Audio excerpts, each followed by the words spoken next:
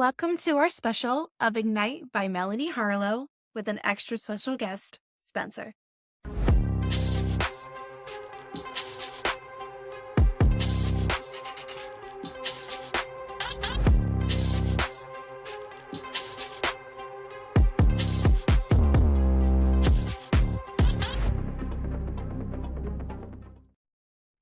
Are you eating a cookie I'm going to eat 2 cookies.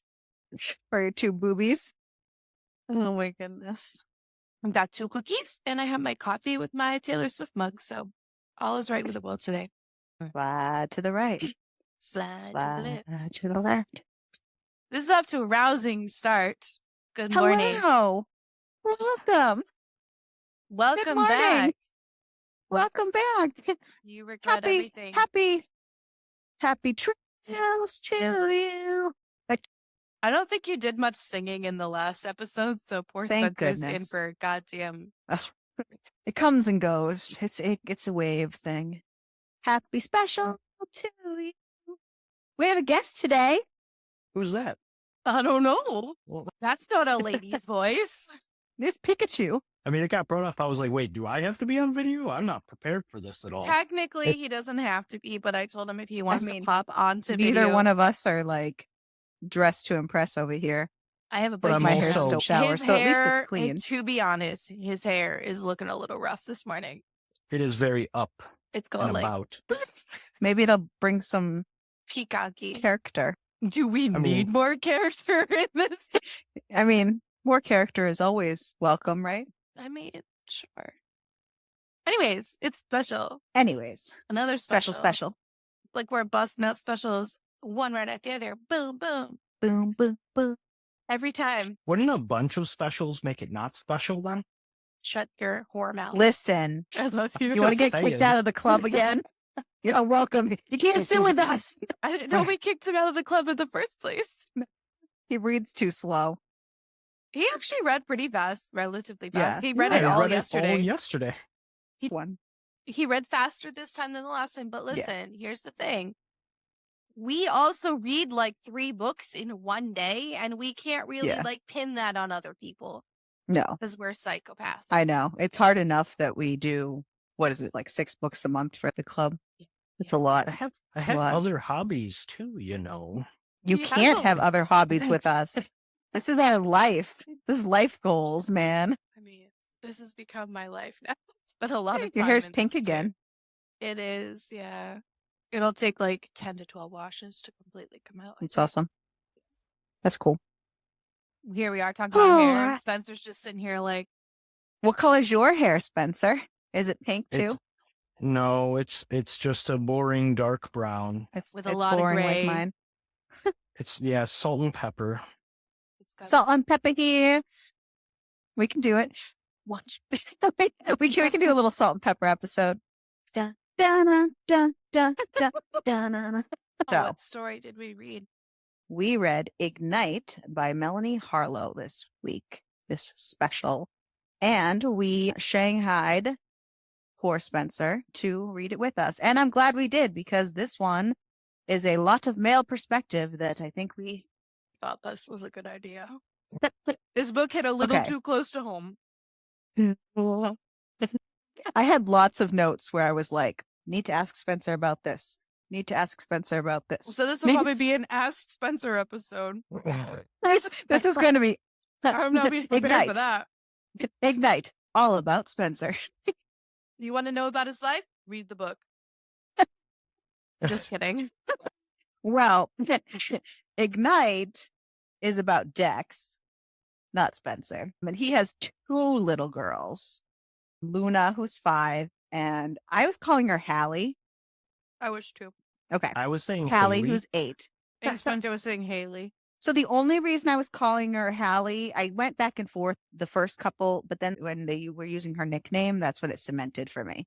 Hals. Yeah. That Yeah. checks out. That's fine. Yeah. So You can call her whatever you I want. wasn't sure. So yeah, he's a single dad and he is a retired Seal. Navy SEAL. But he's a current firefighter, which was fun. A little sad we didn't get more Firefighter stuff. of the firefighter stuff. But this book opens basically to him and his girls getting to move into their new place. And I love his daughters and I want them as my own. I love them too, but his inner monologue with as a dad is kind of a hot mess express. And it Maybe is that really your made me inner like dialogue? question everything of how accurate that was. I mean, I could definitely fit with some of his inner monologue, with it being kind was of a hot relatable? mess, and yeah, it was definitely relatable. Okay. Like being a dad and stuff like that. I think that there are a lot of questions. So like seeing him have like that same inner monologue, it was kind of interesting. It was just so grouchy on the inside about being a dad while he like tried. I appreciate how much he tried on the outside, but it was so grouchy on the inside about being a dad. And he was like, just so meh. All they do is complain and like, and make fun of me and like hilarious. Don't get me wrong. But I was like, do men actually think that way? So yeah, this will be an interesting episode because this book has given us the most inner dialogue of man we have ever had. We don't get a lot. It has given us the most, not necessarily inner dialogue of man, but it's given us the most inner father dialogue of man that we've had. Oh yeah, I guess so. I've also Because read we've had a lot of male inner dialogues, but it's usually focused on how he feels about a girl or how he feels about, you know what I mean? It's not just general life skills or general how he feels about himself or his family. To be fair, the majority of the books we do read is mostly the female perspective, is what I'm saying. Yeah. This has more male perspective in it. I feel like this one is more male. Yeah. That's what I meant, lady. Yeah. Is definitely, I feel like, lopsided in the other direction. Spencer's just never gonna talk. He's like, I talk. Like, I know. it's gonna pop up more. I know. I was just giving shit because we just took over. So, yeah. So sorry, we got a little excited. Or I got a little excited. So you would say that we're talking about is his cranky little kind of like self was fairly accurate. She did a good job with that. Mm-hmm. I'd say yes, because like I know I can be a grouchy person, but I don't let it show on the outside all the time. But like my internal, like realizing I'm like, oh geez, like this again. Like I thought we just discussed this. What was that again? Say it again. I said, oh geez. There it is. But that's like because just lying there with your eyes closed, trying to ignore the children as they just make fun of you. Hear the door kick open with such vigor that all of a sudden it's like, next thing you know, there's a child in the bed and it's like, what do you want? Get up, get up, get up. And I'm like, well, what? I was like, what time is it? Don't worry about it. Get up. And I look and it's like 6:45 and I'm like, well, what are you doing? Awesome. All right. I was curious. I'm glad that she did because it felt super duper hot mess express. And I was wondering if it was too exaggerated on that end because it kind of felt like that in the beginning a little bit, but I wasn't sure, because that's not my inner dialogue, but I'm not a man. I wasn't a man either. So yeah. So we opened this book to Dex and his girls, and they're moving into their new place because he had went through a divorce a couple of years ago, and he had been staying in this tiny little apartment because when he had separated from his ex, Naomi, he had just gotten the first thing he could, and it's this tiny little apartment, and he finally was able to secure a little townhouse that had a much more room nearby. And it's move-in day, and his new neighbor, and he didn't know it, but his new neighbor is pulling a Gladys on him. And I had to laugh so hard because I don't know about you guys, but in my house, we had a full-on Bewitched like family moment where my kiddos got really into Bewitched for a while. So anytime anyone would go look out the window at some kind of commotion going on, I had Joe being like, I'm beating Gladys again. So when she's over here peeking out the window, sizing up the new hot firefighter moving in and referencing herself as Gladys, I died. I seriously, it was really funny. It was a good connection for me because I was like, true facts over here. I thought it was really funny. I haven't seen Bewitched in a billion years, so it was funny. But it's been quite a few years now, but my family went through a big. Brought it up a lot throughout like the book. Like it became like a pretty big trend in it. A running I theme, think it went. Yeah, it was a good full circle too. Yeah, because it's her comfort show. So her is Winnie, Winnie's the neighbor. It's her comfort show. So it's something that she relies on at night. Like her best friend watches Friends like normal people. And so she makes fun of Winnie all the time because she watches Bewitched for comfort, not just reruns of Friends. Like in my house, we watch reruns of Gilmore Girls for comfort. And then I make fun of you for it because I watch. And then we get things. frustrated with Crystal because she doesn't know any of our references. I know zero. But so hot new dad moving in next door. Winnie is this young 22-year-old girl, fancy free, falls in love with flies. She just, a man walks by and she goes, my new man. She is like, falls.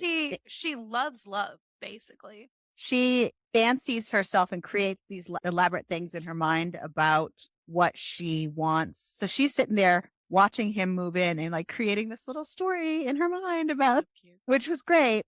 As she meets them and they're all great and it's all cool, but she has made a deal with her best friend that she's going to swear off falling in love for the next 6 months. And she is doing great. She's very proud of herself. She's gung-ho about it. She has turned over a new leaf. She is the new Winnie and she's rocking it. And then her shower steams up a little extra and sets off her this part smoke alarm. was so fucking funny because her fire alarm goes off and of course he's like a firefighter. So he like rushes in there and she is naked trying to move the steam from her thing and the kids are there too and they're just like, I see her bum, and it's mortifying. Your neighbor and his children bust into your unit. Well, he thinks there's a fire, but he gets a full frontal instead. And a full rear. And she crawls out of there. My favorite part was her crawling to her bathroom. An embarrassment. Baby, you can chime in at any point. No, it basically taken over. It's fine. Tell us to shut the fuck up. But no, it was really funny because I think they even overly described like how quickly she scurried into the bathroom. Like just the fact that she hit the ground because for one, she was using a suitcase to stand on. So one, that's not very sturdy at all. So then like using a hand towel to cover herself. Oh yeah, she went down hard. Well, she wasn't expecting anyone to be in her house. To be honest, why would you even bring a hand towel to cover yourself? Like at that point, like why did you even bring a towel? I think she was like thinking of the windows maybe. Imagine that sight though. How fucking funny that would be. Well, I was like, that escalated quickly. And then you have the kids like staring at her ass. A very fast development. So I do want to say also, so what the kids who were all there pointing out of all of their father's flaws throughout this entire book, they point out continuously how much he swears. And Winnie becomes a good conversationalist with them and meets them and, you know what I mean?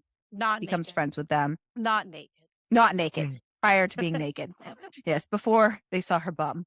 Though now, as children, they're going to tell everyone they know that they saw her bum. So she was like, well, my dad did too. He swore a lot, but we made a swear jar. And I had to laugh when they created their own swear box for their dad. And it was like, swear box for future cat, because they're trying to get their dad to get a cat. My favorite part is that she even included their spelling in the book of how they spelt it. And it's so funny. I think Spencer and I were talking about that last night because I think you brought up the swear box. Yeah, because it was a swear box and it was just so funny. He like turns around and he's like, shit, of course they would do this. And then it very clearly displayed it. And it's like everything was spelled pretty good except future, which was the like FUCHUR. And I'm like, that is pretty on point because that's exactly how it sounds.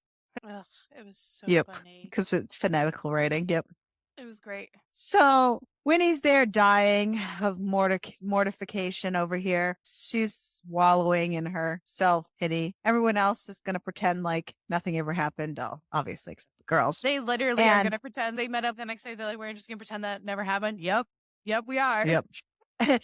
So Dex was invited to his friend's engagement party that following night. And it's his time with the girls. So he's not going to give up that time, but he really wants to see his friends since he's only in town for one night. So he takes the girls with him to the party. And come to find out, small town, this freaking place, everyone's darn related to everybody in this joint. Winnie is the guy's cousin. So she walks into the party too. So of course the girls have to announce that they saw her bum. Yeah, so funny. So more mortification all around. Just kept getting thrown together in all these fun situations. Listen, that party was so funny. And I just love that the kids just kept bringing up that they saw, like, and it was out of context too. And everyone's like, what? And so then you have to explain the story as to what happened. So I will say that Naomi, his ex-wife, really gives off don't trust her ex vibes with her kids. Oh, and like, it bothered me a lot because calling for every little tiny thing. And not only that, but it had been 2 years since they separated. So it's obvious that he's had them on her own for 2 years. But yet the book started as if they had just started this arrangement, the way that she was acting and the way he was responding to it. Like, dude, you need to stop. This is my time. Like, they should have had that conversation 2 years ago. I mean, they probably had that conversation several times, honestly. I think the only part that bothered me one of the most was when Luna had an allergic reaction at the party. And like, she called and she goes, you didn't tell me that there was an allergic reaction. No, she didn't have to go to the hospital or anything. So I think we're good. And that like so I can kind of get that because honestly, he should have shot her a text or something, but it's obviously been a point of contention with them for a long time that he probably just is omitting stuff with her on purpose because she just won't get out of his ass. So I can see it from both. Also, like, the roundabout way that Naomi found out is that it was basically telephone game. So of course you're like, oh yeah, this little girl had an allergic reaction. And that's what you hear. You don't hear, it was just a little thing and all it was antihistamine. Cleared it up within 30 minutes. But that's the problem. You hear allergic reaction. And then I could see that like a mother and had to leave the party there. immediately. Right. She didn't know. But in reality, Dex also did it like he panicked because if something's going wrong, he wants to make sure, like, in the grand scheme of things, it wasn't serious, but he rushed out because what if it was something serious? So then all people hear is, oh, he rushed out, allergic reaction. And it's like, well, what happened? Like, obviously he wasn't texting everybody at the party to be like, oh yeah, it's fine, this, that, and the other thing. Right. Well, honestly, Dex shame on did a lot of stupid shit, so. Shame on the gossip train for getting it round to Naomi. I think it wasn't on purpose. Yeah. It wasn't to be malicious. Because I think she was just because I remember she was saying because she asked, she's like, "Oh, how is Luna doing?" Because she, as a mother, just assumed that the mother would know because she should. Her whole just thing like rubbed me the wrong way. And I think it's just because like, every single person parents very differently. So like it's a very different situation. Just a lot of things that Naomi did really, really rubbed me the wrong way. It was the helicopter parenting without physically having your child with you and like not trusting the dad to do his job. I also thought it was kind of sad or frustrating that he only got them for that every other time his time was off. And like, I don't know. Yeah, he only gets the kids 2 days a week. I think it was like every other week because of his time off. Yeah. So it was, he works 1 day, has 3 days off. And then like, so he's 1 on, 3 off. And every other 3 days off, he has the girls for those 3 days. 2 of the nights, but 3 days. Oh, okay. Because I saw the word 2 a lot. So I thought it was only over 2 days. Yeah. Because it's 2 nights. Yeah. I think that wasn't as laid out as it should have been for like timing wise and because like I got super extra about it because I was like, I don't like how weirdly it's so. I actually started like tallying the days and stuff and trying to make sure there was no mistakes, and it was done correctly.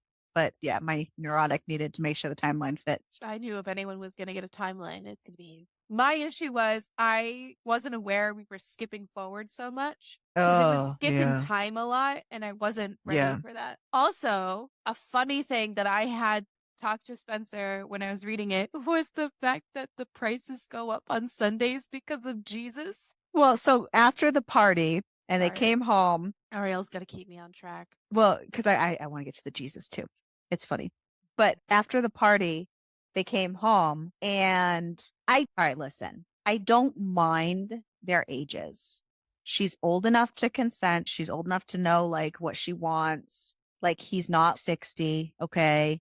They do have a big age gap, but I'm so fucking sick of hearing him talk about how young she is. Yep, it is an issue is that it gets brought up not only there, actually, Constantly. it gets brought up when they first met, when they second met, when they, It's like constant. every interaction. Yeah, every interaction they have, the age So gets brought up. he originally doesn't want anything to do with her because of how young she is. And then they're hanging out after the party and he just saw her freaking buck ass naked. And this all just escalated super quickly. And then he kisses her, but then basically like, so sorry, and takes off. I mean, to be fair, he was acting on his hormones. Yeah. Men but control his your hormones. problem is how young she is. I know. Well, hormones don't Like, care about her age. I know. technically. But like, I was just so sick of it. I was so sick of it getting brought was- up. I was so sick of got it. brought up Like, if so it's much. that much of a problem, have it be enough of a problem to leave her alone. Yeah, It was brought up a I lot. feel like it got brought up too much, and then I thought they were going to go down a different route because it's like at first he was like, "Oh shit, what I do?" Like I just sporadically jumped on that. I didn't think it through. I was like, "Oh, okay." So what he's thinking is maybe he shouldn't have just straight up and kissed her. But then he brings up the age again. I was like, "Oh, that's the reason." I thought it was the fact that you're just randomly kissing somebody you've known for less than 48 hours and have like maybe said a paragraph to her.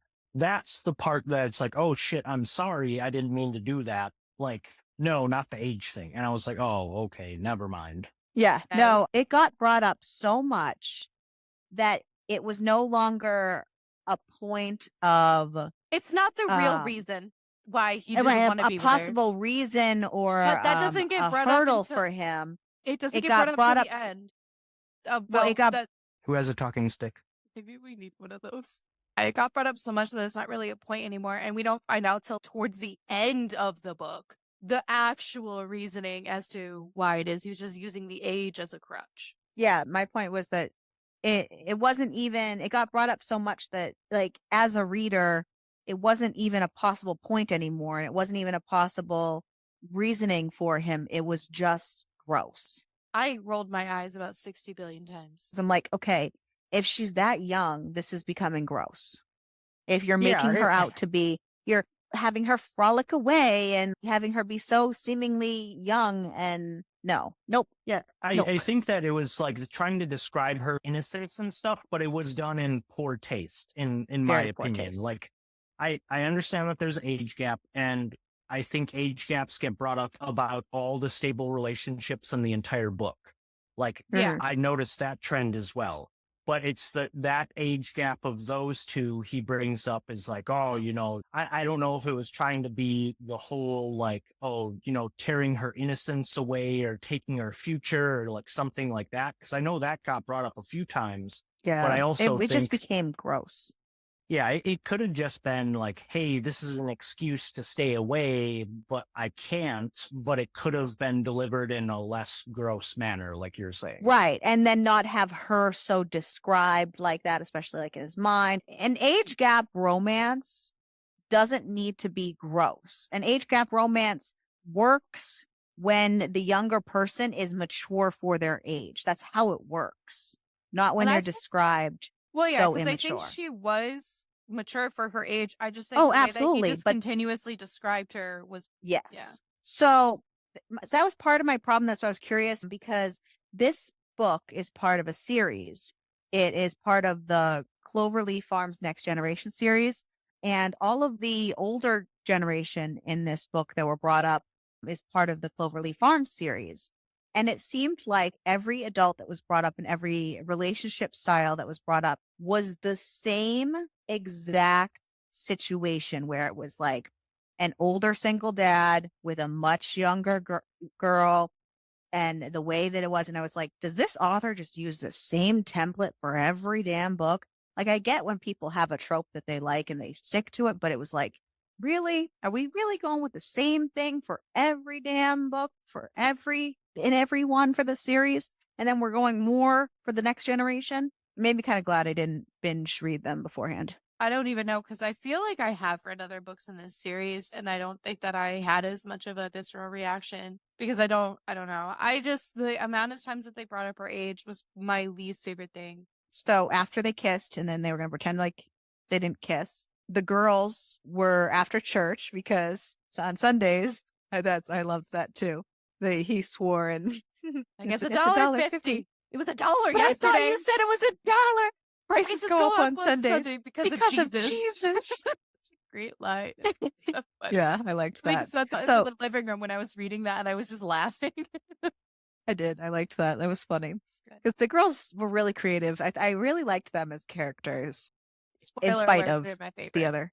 Yeah, I was going to say, in spite of all the other fun things. It was good to like kind of pull it away and then also humanize the whole thing, because you realize that these girls are still there and they are kind of aiding in the whole thing without you really realizing it too. Like constantly bringing up Winnie, like they're at least that kind of like bridging the gap, like in a way, because he has no reason to go over there, but now the girls are running over there, knocking on her window and stuff like that. And he's like, oh, where are they? Oh, of course they're over at Winnie's. And then it just became a thing. It's like, yeah, go wake her up. I don't know if she's gonna want to or not. And it was always that like they became the forced proximity without the proximity. They became that. And I like that they didn't just have the children as like prop and background characters, because a lot of times it'll be like, here's a story about a single dad, but the kids don't play a huge integral part. And then when they have to play a huge part of like the story, you're like, yeah, but it doesn't make any sense because like the kids weren't really used throughout the entire book. And this was nice because they actually utilized the children throughout the whole book. It was really nice to see, because like we had the conversation before about writers. I was gonna say, I feel like we were just talking about this a couple weeks ago. We were. Where they were the children. It's not all writers, but I feel like a majority. Too many writers we've come across that either excel at writing children, or it's the exact opposite. There's like no middle ground, where children 5 or under, they just automatically write them as like babies. Even though they're like 5 years old, they're like written in as like babies. Or if they're above 5, they're like adults. And it's like, and this was nice because they acted their age. Exactly. Was really it nice. It was nice to Spencer would know and have the full-fledged characters. Yes. So the girls came over after church because they wanted Winnie to join them in the pool. And Dex is such a freaking jerk.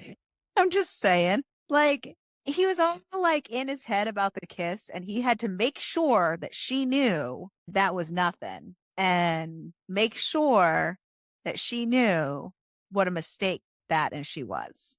And so she obviously was like, peace out, Girl Scout. It's kind of a dick a lot in this book. Yeah. He didn't really think through what he had to say, but at the same time, I think that he was so stuck in his viewpoint on the situation that he was too blunt without being descriptive. Like, and being like, oh, you know, that was basically kind of saying like, oh, that was terrible, without saying it was terrible. But in reality, it wasn't. What he should have said is like, hey, I enjoyed that, and that was very spontaneous. I didn't mean to do it, but it was nice. And then be like, I didn't want to like put you off with the suddenness. I think that's like the description. I know he does say that later, and then says it won't happen again, and then some weird stuff happens. He doesn't know how to express himself, like verbally. Yeah.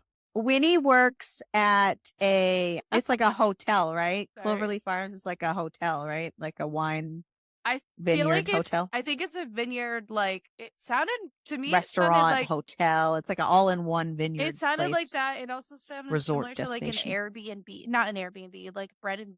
Yeah, it seemed like a resort destination vineyard place. Yeah. They do weddings there, but her parents like run the place or something like that. So it's like she works there, but she doesn't have a real role, but she could do so much more. So she gets an email with a job offer, like a dream job offer, but it's far away. Well, you know, far away for her. It's not with her family. It's in Jersey. Rhode Island. You skipped over a part that happens before the job offer where they bang. I thought the job offer happens before the I don't love you stuff. No, they bang beforehand. And then she I starts. thought it happened. I thought that she got the job offer right before. No. It was after. No, they bang first, and then they get the job offer, and then she starts wrestling with the fact that, oh shit. So they have some sexual tension going on, and even though he was a giant fucking asswipe, they meet on the porch, and she gets a little encouragement from her friend to be like, well, he clearly isn't wanting anything commitment. You don't want anything commitment. Maybe you should just let him know that you're open to that. So she climbs on his lap and lets him know that she's open to that. And wham, bam, thank you, ma'am. And I will let you know, Spencer, that there were not 3 orgasms in this scene. So we can just be happy with that. It was just 1, 2? She had 2. 2? Okay. She had 2. And all I know is that it wasn't 3. So it is fair game. Continue, baby. Because Spencer had said that if it was going to be 3 orgasms, we were going to throw this book out the window. Yeah, so it wasn't that, but at least it wasn't the rule of 3 again. But that's a different story. That was like in all the theming. This was different. And yeah, like 1 was very clearly described. And the second one, I think, was either I skimmed over it or it was basically just part of everything. But yes, definitely not 3. 2 is, I think, the golden rule in this one. Yes. 2 is roughly the golden nothing rule. Was described as steel. So, nope. No or steel. Steel. Or velvet. Nope. Nope. It's great. Nope. No members. So they agree that they can keep things cash because they're not going to fall in love. And they part ways for the night, professing they're not loving each other. Every time they say, I don't love you. I did like that. I don't love you. I really liked that. Baby, can I do that from now on every time I leave a room? I don't love you. I don't love you.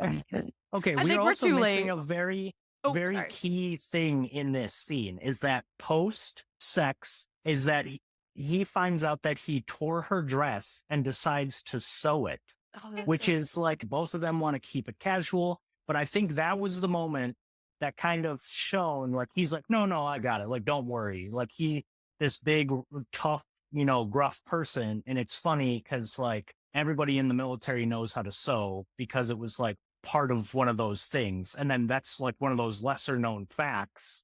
And then he's like, oh, no, I got it. And she's like, oh, my God, this is, like, the sexiest thing a guy has ever done for me. Like, out of anything that has ever happened. The low bar. Yeah. Right. But still. You ripped my dress and now you're fixing it for me. You can rip it anytime. But yeah, I think that was like the super foreshadow. Besides that, we knew it was a rom-com and could kind of like figure it out. I think that was like the initial like inkling. Hey, this is happening a lot sooner than you think it is. And it's just going to be building blocks to that point where something's going to have to be said out loud. Yeah. I will say I did just beating a dead horse here, but God. She's good at that. I am. Oh, look. Another first scene in the male point of view. We have a problem a lot of times where the first banging is always in the male point of view. There have been a few books we've read where it was in a female point of view. I don't know. I mean, okay, I'm going to give. It's not all books. It's just too many of the ones we read. No, but I am going to step in and say, in the context of this book, with the fact that a lot of this book this book is in his point of view. So this book, it makes sense. I know. In the context of a lot, we read a lot. Yeah, we read so many books where the first time is always. Just let me complain. You've complained this whole time. I'm trying to defend the book. Okay. No, you make a good point. I was just in the context of us. Yeah, in the context of us, it's annoying because we like to have our perspective and we want to see the first time being the lady perspective. But in the context of the second one in the middle, fine. But get the first one, But yes, in the context of this book, it makes more sense that it's in. Well, yeah, in this book, it makes sense that it's in his. I think it was also good because, like, it went from, like, Winnie to Dex, and it was good because it, like, built up in Winnie's scene to be like, oh, if he's out on the patio, I'm going to make my move. And then it opens up with Dex on the patio. Like, why the hell am I out here? Like, I don't even know why. And I thought that was a good lead in. And then you're like, well, I know what's coming. Yeah. I do like, I know this is silly that I liked this, but before they banged, he did that weird thing with the bottle with her mouth. Oh my And God, it was so super awkward. duper strange and awkward, but somehow it was hot, and I have no idea why. I was have so no weird. idea why. It was so weird. I had to read that again because it was funny. It's like, hey, I'm sorry I kissed you. It won't happen again, but let me press my beer bottle on your And bottom let me lip and in your put a mouth. bottle in your mouth and ram it around your mouth. And then he walks away. He just does it and just like toodles and then walks away. It was the most uncomfortable, awkward scene. So funny. So weird.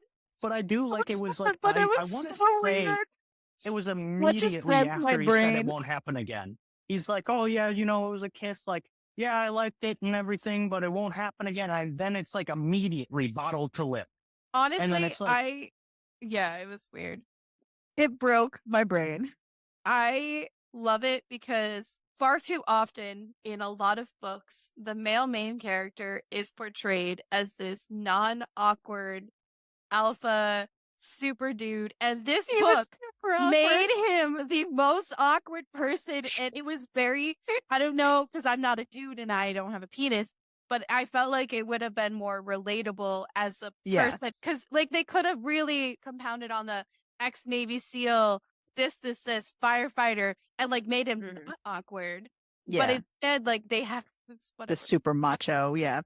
I And I don't know. will say that I wouldn't say this book was like super amazing or fantastic or even like a great, awesome read.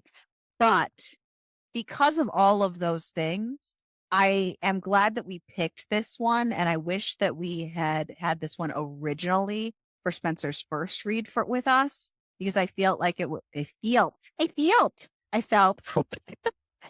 like it was a good like toe dipper in the water to like books with us, because it really did highlight that male point of view, and it didn't like a more realistic versus like a lot of our alpha testosterone. I don't know, you baby. know, How did you feel about the drug fact her that and make her have my baby. did it make him feel more relatable as a male? Because obviously, I don't know. yeah, I think it made it more relatable because it is true. Like, not all men are super testosterone alpha, like, know what they want, know what they're doing, know what they're going to say. So I like that he's like, oh, well, what the shit? Like, why am I like this? Like, I told myself I wasn't going to have feelings. And then he's having feelings and he's like, no, go away, feelings. You're not supposed to be here. And I think it was good because then it's like he is awkward. And it's like, that's the thing. It's like he's a ex-Navy SEAL, he's a firefighter, he's a dad, and like all those things. It's like, oh, well, you see that kind of person, they're like, they have their shit together. When in reality, it's not always true. Nobody so like has it's, their shit it's showing together. that this guy is, you know, accomplished and everything, has like really good feats, but it's like he still doesn't know how to talk to a woman. Yeah, and that his daily accomplishments are his number scale from his kids daily. That was cute. I like that, by the way. That was really nice. So they do the banging thing. And then the next time he gets the girls for the weekend, they hang out with the girls. So this part I was frustrated with because they make a big deal about the older daughter, Hallie. She has this thing with her feet where she doesn't like bare feet and she always needs to have socks on, which cool, whatever. I get it. I mean, I personally don't get it, but I get it on an erotic standpoint. I'm the opposite. I need my feet to be bare. Winnie is like, maybe I can get her to do a salon day and we could paint our toes and help coax that out of that a little bit. And it's a great plan. They talk about it immensely. They talk about all this stuff. And then we don't get the scene. That part is such like They a big deal. What? I thought they described They it. described it. They described it in briefly. past tense later when they were talking about the weekend. But like they skipped it. They were like, okay, it's next day. We're going to go horseback riding. I was like, so excuse me? I guess I look at it as, rather than the results, I think it was like building the fact that she was caring about the kids in the sense that it's not just like Dex. That's like I get this. it. So I can understand the buildup and focusing on that scene more than just the results. Like, I know it got And, brought up and I briefly. do get it, but I feel like we got more of the horseback riding scene when that scene would have been more pivotal to the importance of who Hallie was as a character and given her more depth. I could definitely Like see that. I feel we could have faded out to the horseback riding scene versus that one. I think the horseback seating was a little bit fade to black though. Like, it at least got brought up in like the horseback scene, but I think it was more, it leaned towards Dex and Winnie and the viewpoint that Yes, other people had on. but they were actually True. at least there, and there was pages of horseback riding scene versus there was just a quick mention of the recap of the salon day, which they didn't actually like describe in present. It was like, oh, that was what happened there over to the have weekend. been a whole description about the salon day, and then maybe cut the horseback riding scene a little bit. Exactly. I just feel like that would have been more true to the personalities, given us more depth of character for the girls. My personal 2 cents. But they go to a barbecue after that. They go to a barbecue at Dex's sister's house. Dex can't handle his little man feelings again. Dude, I got so pissed. He did dumb things. He did so many dumb things. So he learns about his dad and that his dad has cancer, and his sister still talks to his dad. And I believe she was about to go visit him for like the first time. And she was kind of like pushing it and like trying to like get him. And of course, he is very into his self and stubborn and doesn't like, he's just held on to a lot of stuff that happened in the past, which I understand. I get it. He just hasn't evolved as a person. And instead of being an adult, because his dad's a trash human. Well, yeah, his dad is a trash human. Instead of being an adult, he completely lashes out on Winnie like an asshole and really says some awful things to her. And I wanted to punch him in the face. Which is ironic because Winnie handles it like a champ. At the young 22-year-old who's so immature when he's the one acting like a freaking immature little man baby. We all know that women mature faster than men. I love you, baby. But how she's portrayed, just saying, ironic. Babe, how did you feel about this scene? So I was conflicted. Like, him lashing out, I don't think was the right, but I think what it was trying to say is how serious he takes it and that he felt like attacked in a sense.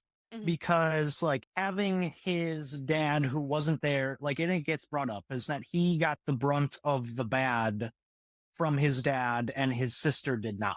But I think that's also because like he was shielding her from some of the bad. Well, his dad just wasn't even there either, so his sister didn't really. So yeah, and it's that, and like he had to deal with him constantly coming back only when he needed something. So then now that he's on his deathbed, he's asking for them to come visit and bring the grandchildren because, he doesn't have much time left. So I could understand him being like, oh, the audacity of this asshole to finally show up now and then demand things of us. So like he let anger kind of take over there, and he shouldn't have lashed out at like anybody there. But at the same time, it's that constant push to not be his father that makes him angry. And then it's like that thin line between being in control of who he is and not. So I think that's where it happened. I just didn't like how he did lash out at like everybody that was near him. Cause like I understand a little bit of lash, like to kind of be like short or grumpy or stubborn, but to say things he doesn't mean to no avail, like very loud, angry things. And it's like, okay, maybe that's too far. Like it could have been like just him being short and snapping and saying no and just being like, hey, this conversation's over. Because that's what I thought his personality was going to be like when it got built up, is that he'd just shut a conversation down when he wasn't feeling it rather than get angry and lash out. The temper was red flags for days. Yeah. Yeah, and it didn't build that he was going to have a temper. That's why that kind of took me back. I was like, wait a minute, like, that's your sister. That's people that you've been around like a lot. And like, I can understand the anger, but like lashing out, I thought he would have shut down the conversation. I thought it was going to be a nice little story about this guy with the kid being this macho fucking firefighter this girl who had a fire in her house or something, and he saved the day. And that's the extent of what I thought about this book. This is Didn't not know that there was book. going to be daddy problems.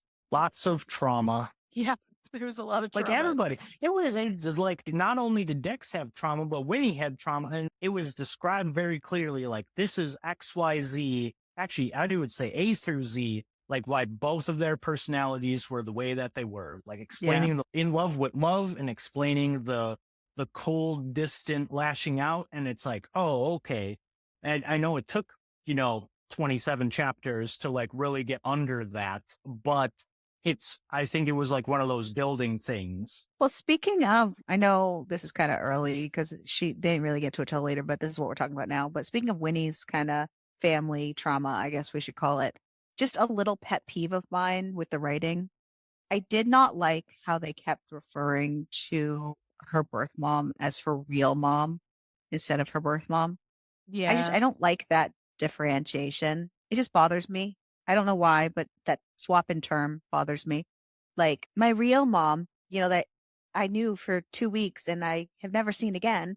No, your birth mom. Okay, fine. Your birth mom. Like, great. Yeah, birth or biological, like something like Right. that, rather I than just, real I don't know mom. why it bothers me so much when it's referred to as my real, and they kept doing it. Yeah, that bothered me a lot too. I didn't like how they referred to it that because she didn't raise her. It's not really her Right. mom. Right. I think that's the difference for me. That's why I get kind of frustrated. Like, no, real doesn't necessarily mean biological. Yeah. So Dex does a Yeah, lot because of they didn't stupid, do the stupid same shit. thing with Dex either, Yeah. because like they didn't say like his real dad. Like they didn't bring that up. They very clearly said that he never even called him dad. So I Yeah. think that was a good thing, that they could have probably said the same for like Winnie, but instead they kind of flipped the viewpoint. Right. And she kept saying, my real mom, my real mom. Anywho, Dex goes and apologizes to Winnie, and she's, oh, it's okay. Well, she has a little bit of a backbone, but basically it's okay. And then they start banging like rabbits for a month and have the I don't love yous for a month. Though I do like that we have that one little tidbit scene where she's talking her own inner self down after he leaves and trying to tell herself that she does not have feelings, and then is like singing in her bedroom. Like, I don't even remember what the song was, but it was some stupid song. What is that? He like is knocking on the wall He texts and like her. texting her. What is that noise? Are you okay? She kept saying, well, please don't. That's so funny. Yeah, so they basically fast forward a month. They're banging and have a good time for a month. And then they go back to the House of Doom. They go back to Dex's sister Bree's house again. I feel like maybe they just shouldn't go over to their house anymore.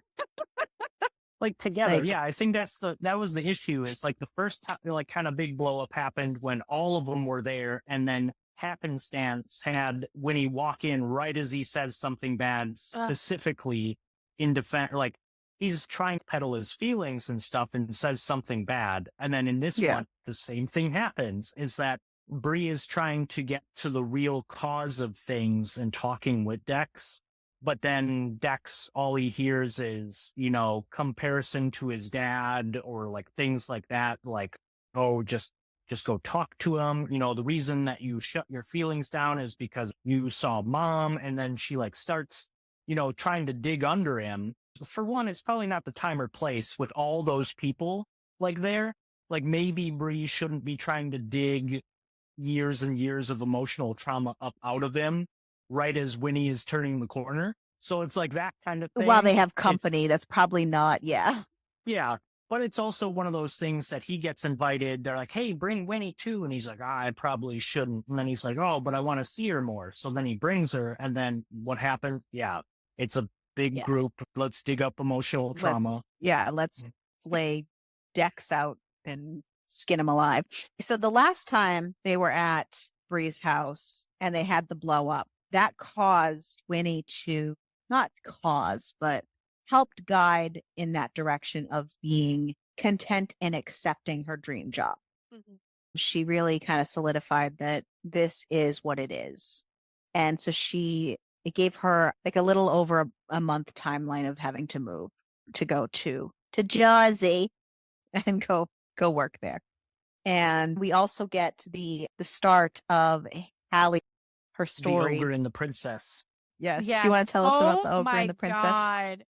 It's so cute. That was good. It was so funny because then it's Princess Minnie with her cat. What was the cat? Tigger? Yep. Tigger. Yep. Yep. And then with the ogre named Rex. And I'm like, wait a minute. And even it's like, as Dex is hearing this story, it's so funny too. And he's like, oh, really? It's Princess Minnie that lives next door to Ogre Rex. Does Ogre need to be a prince? No. Yeah, is this ogre secretly a prince? No, he's just an ogre. Oh, okay.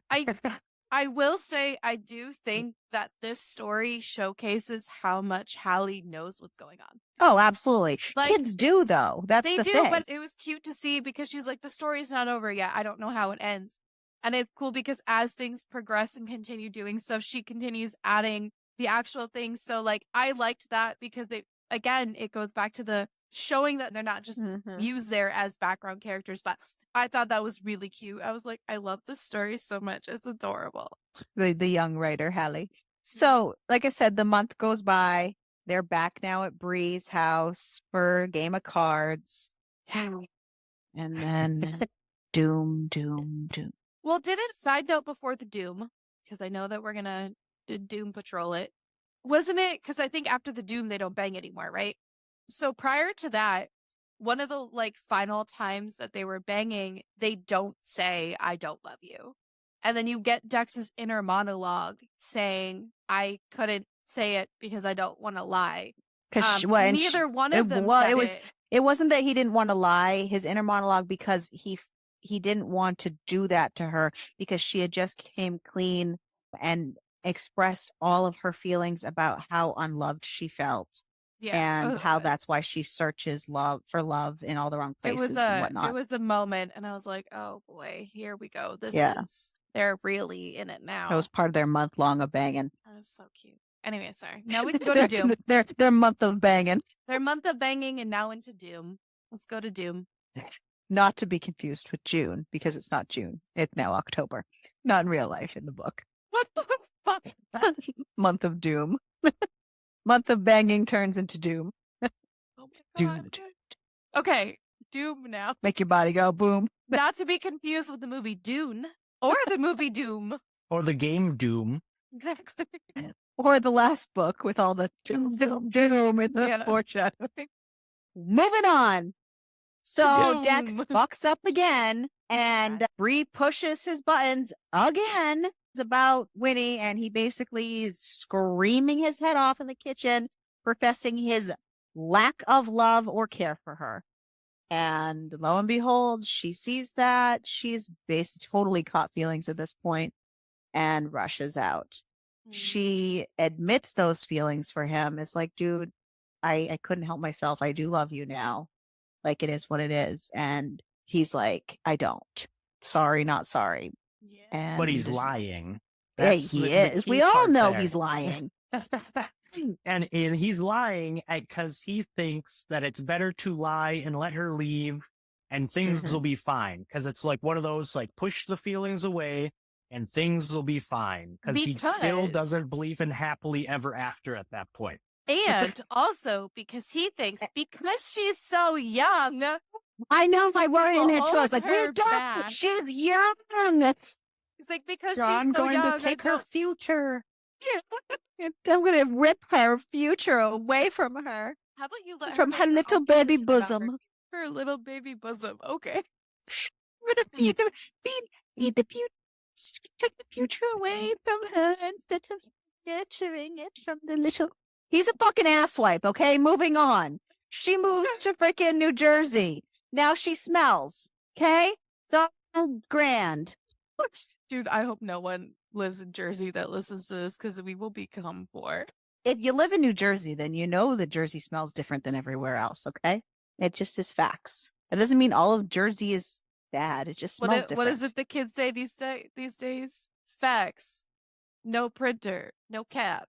I didn't know that one. Oh my God. I just know the facts part. Oh, no, it's no cap. Facts. No printer. What's the printer got to do with anything? I don't know. I am 33 years old. I don't know what any of this means. I have a printer. Is that a problem? Does that mean I have no facts? I literally don't know what it means. Whatever. Anywho, I probably Jersey even got sounds the like a saying great wrong, but place. I'm gonna I just Google don't it. like to drive through it. But I also don't like to drive through other places either. So it's not solely Jersey. It's just that's what we're talking about in this episode. Just so you know. Sorry, What? no, sorry. All right, wait. Was it Jersey or was it Rhode Island? No, it's Jersey. Oh, when Why she am I was thinking- in? I thought she was in Rhode I Island think too. she I didn't went think to she was Rhode in. Island. I don't think it was Jersey. I'm pretty sure it was You Rhode just Island. had like a Jersey rant for no reason. Is it Rhode Island this whole time? I think Was so. it? Why did I think she was going to Jersey? Hold on. I think isn't it like Newport, Rhode Island or something? Oh my God. Okay. See, I have a printer, so I have no facts. Whatever. Winnie goes to Rhode Island and she moves away. And then she has to come back home like 10-ish days later to come back for the wine tasting event that she had already previously planned prior to moving that she had committed to. So she has to follow through. She's been emailing the girls because she has a good relationship with them and they were upset that she was leaving. So they wanted to make sure they could email her. They know she's coming. They want to make sure that they can see her. They make plans to see her for breakfast on Sunday before she leaves. Doesn't go like that. No, Winnie, Saturday night, she just has too many feelings and she cancels breakfast. She sends a text like, I don't think I can do this. Like, basically, she knows she can't see him right now where her head's at. So Dex sees her cancel breakfast and he's like, shit. Fucking shit. Yeah. Which brings us to like the funniest part of the book. Okay, listen.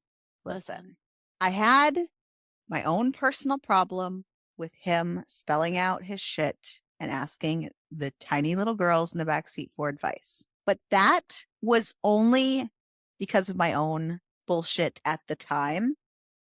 It was cute though, because he turned to them and he was like, what would Ogre Rex do?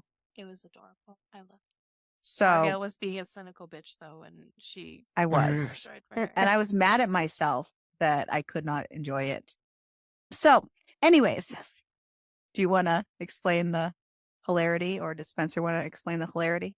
You asked, standing and on then the you lawn just with decided to like bust No. in there. I wasn't going to explain it. I was just going to say, instead of like the whole your Titanic thing, it gave me on the lawn with the boombox vibes.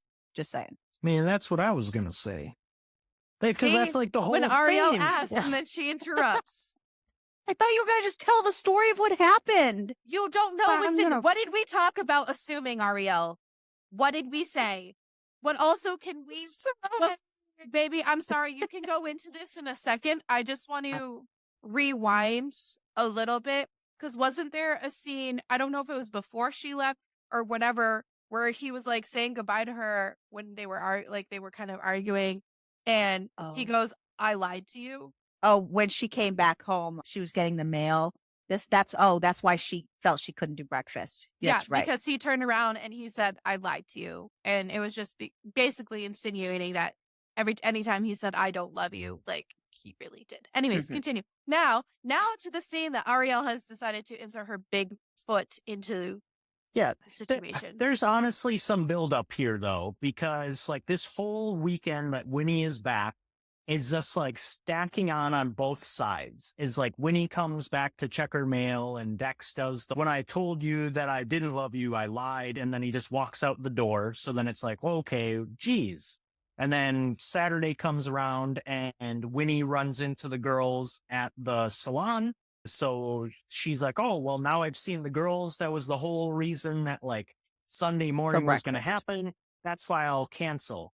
All while Dex is having a moment with his like childhood best friend and like, you know, really having like a man-to-man talk. And he's like, you know, I think I kind of fucked up in like this. I want to like make things right. And then Chip is like, well, I'm not in your head. So you gotta, you know, there's somebody else that you should probably be telling this.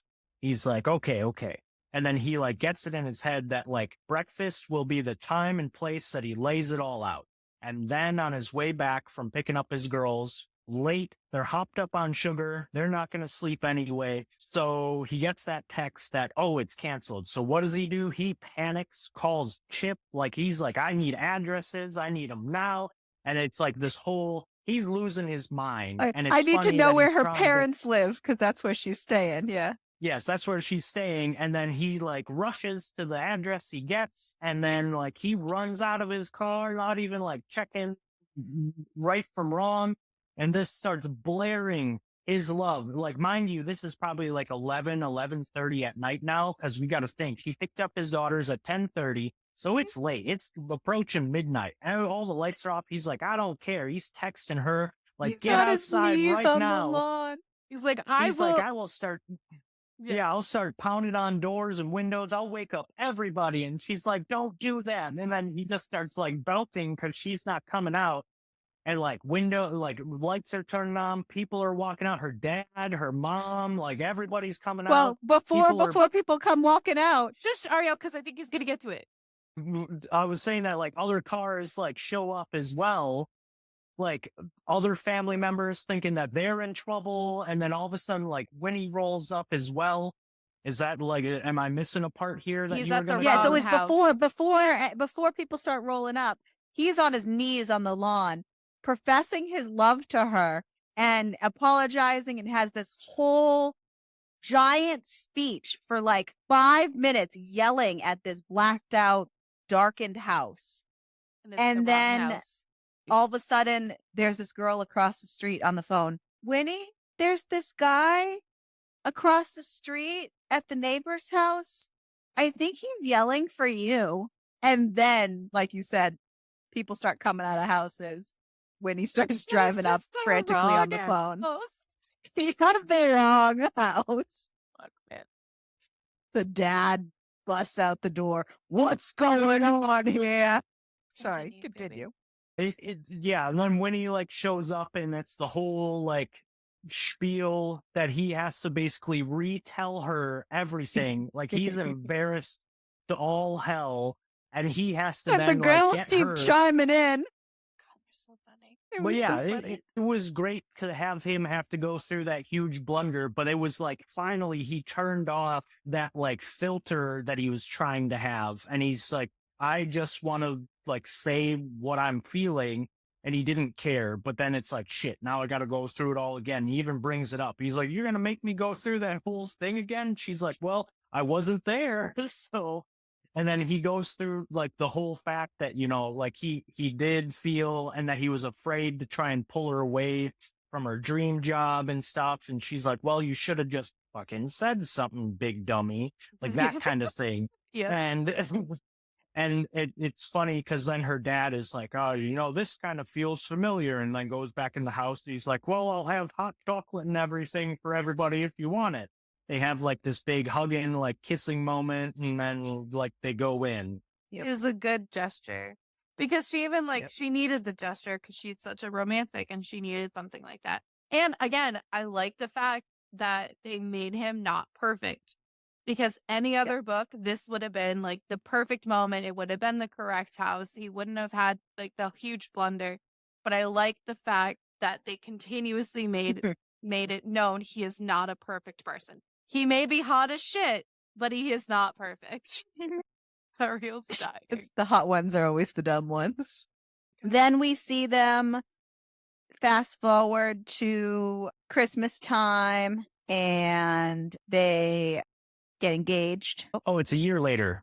So they fast forward like 14 months. Mm-hmm. So basically they've been dating for like 14 months, and she still lives next door, which I thought was kind of cool that they didn't just like rush into like it's realistic living with the kids and stuff.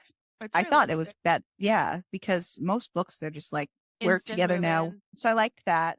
And then this book had a bonus epilogue, and I'm probably the only one who read it. Are you going to skip over the proposal?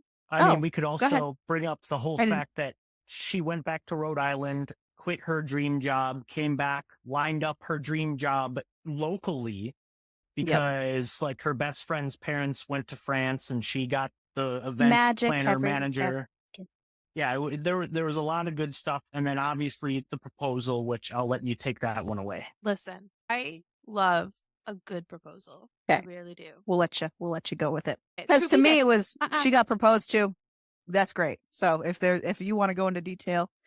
Well, no. So the thing with it is, it was so cute. And the only reason is I love a book and a proposal because the kids so obviously love her. And so to include them in the proposal was so fucking cute. I just internally was like, oh. And it was just all three of us agree you belong in our family. And then the kids are like, is it time for us now? Like, is it our turn? And he goes, I wasn't quite done, but I guess. And the girls picked out the ring for her. And it just, the girls kind of just explained like why they loved her. And it was so cute. It filled the little dead spot in my heart. It was adorable because these kids were such a huge part of this book. So like to have them also included. And they thought they orchestrated it the entire time because of the whole bewitched under theme. Oh my God, that was and so they cute. thought that they just sat there and twitched their nose and they went. Because that's what they decided at the very beginning, is that's what they were going to do. And they wanted that to happen. They wanted them together. They believed the Bewitched comes back, that they're the ones who set them up. And it was so cute. Like, it was adorable. The bonus epilogue, I'm not going to get too into it then. Long story short, they just fast forward one more year later to Christmas again.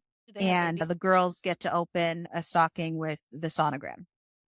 And it was kind of cute because they were like, what is this? They were like, kind of cloudy. They were trying to figure out what the heck it was. And all the other little guesses were like funny. And then all of a sudden, Hallie was like, wait a second. I've seen one of these before. This was on my friend's fridge, but her mom was having a. It was a whole. That's so cute. Yeah. I liked it. It was. Oh man. So that was the book. Definitely probably not what we thought it was going to be. I do wish that there was more firefighting in it. Yep. Oh yeah, we didn't mention that there was only one mention of a firefighter scene. And it was like Dex a mention. It was a mention. It wasn't a scene. It was a mention, but it also played into the fact of like why Dex was being an extra ass like that week. That's true. And it like got piled on by Bree because like he saved kids from a burning apartment condo, like something like that. And they were seriously injured. And then all he could think about was his own girls. So like his headspace wasn't where it should be. Like, obviously everybody was telling him, you did an amazing thing. And he's like, yeah, but I'm still thinking about other things. I don't have time to think about being a hero, which everybody thought he was. But at the same time, he's just like, what if those were my girls? Am I doing enough as a father? And he started a lot of self-doubt, which only got stacked on when Bree decided to dig deeper into his psyche when he's also not in a good spot. Yeah. So, who was everybody's favorite character? Freddie Mercury. The cat? I feel like I had to mention him at least. But no, although Dex, I'm not I want to pick like a main character as like my favorite character all the time, but I would have to say that Dex hit a little too close to home, minus his extreme lashing out, which I wasn't a fan of. But I would say that Dex was my favorite character with his like thought of not wanting to be his father so much that it's driving him to be a better father kind of thing. That's kind of where I definitely like Dex. I think Crystal and I both have the girls for ours. The children are my favorite. The children are our future. Fuck our future stuff. Anyways, least favorite character. I did not have one. The only reason I didn't have one is because this isn't like a book that had like a realistically someone who did. I didn't really like Naomi that much. She did loosen up a little bit towards the end. They had like conversations and stuff. So maybe like she was my least favorite character, but I agree with you that I don't think a lot of the side characters were fleshed out enough to have least favorite characters. But if I had to pick somebody, I would probably pick Naomi or even maybe Bree, because she wasn't fleshed up. She wasn't fleshed out enough to know their dynamic, enough to know why she was constantly, every single time that she got to spend time with her brother, and it didn't even seem like she got to see the girls that much. And instead, she just constantly was like skinning him alive. Yeah. Which I get it, being a sister to him and pushing him to be better, but we didn't get to see a good relationship between them in addition to that, like in balance. Yeah, I'd say Bree is my least favorite just because I understand pushing buttons. I really do. Mm-hmm. Like, I understand that. I know Dex like brought it up. It's like, oh, she just knows. Yeah, she just knows how to push my buttons. It's fine. It's like the buttons she's pushing and when was this very poor timing. I understand that you can bring like some stuff up, but like around that many people and you know how he's going to act, I thought it was just in poor taste. Yeah, I agree. That should have been like a private conversation. Yeah. How about everybody's ratings? What did Amazon give it? So Amazon gives it a 4.5 and Goodreads gives it a 4.12. I give it a 3.5. I'll give it a 4. Ariel, I also wrote down a 3.5. That is a first. Love that for us. I wish some parts were more fleshed out. I wish they didn't mention her age so much. Oh, that was like a whole point for me. Jeez. Dex did a lot of dumb shit, but overall, I liked it. It was cute. It's right up my alley as far as rom-com-y. I love a rom-com anyways. It's one of my favorites. This definitely fit relatively the format of a rom-com that I like. Like I said, I do really, really enjoy that they didn't make Dex out to be this perfect specimen of a human and that he had a lot of flaws. And they humanized him basically instead of the typical macho man. He fit more of a realistic man. More of a realistic man than like a fantasy book boyfriend person. He was real, which was nice. Cucumbers, Ariel. Yours is going to be low. I already know it. I just didn't think about it yet. Oh. That's why I was like, oh crap, I forgot. Go without me while I think. I was going to go with like a 6.5. I wish there was more and longer scenes, I guess. It's definitely more than the previous book that we read with Spencer. Yeah. I didn't feel like when they faded to black that it was necessarily out of taste, like because of like where they were doing things and when and how they were escalating. They gave more description than we were going to do this, and then like next scene, oh well, that was great. So like it definitely they had more description in it. I would probably give it a 4 or a 5. There wasn't anything exciting. There wasn't like a ton of things. Ariel really wanted the cake. I'm rating it on a scale of like spicy books. Like it was mild. It wasn't anything to write home about. Like there were a couple scenes, but it wasn't anything. It's not like he did anything extra dirty or she did anything. You know what I mean? It is what it is. I wouldn't say it was super. I'd say 4 to 5. It's definitely low because it felt like another book where they probably had more opportunity to add more smut in, but it felt more rom-com-y, which is fine. Yeah. But like they could have tastefully added more smut into it and I think gotten away with it.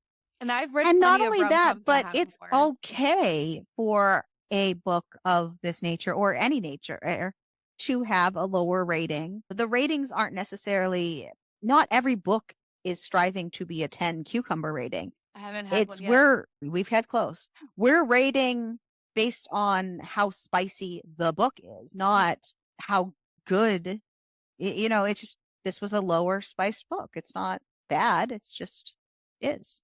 Just is. It is what it is. Thank you and good night. It is what it is.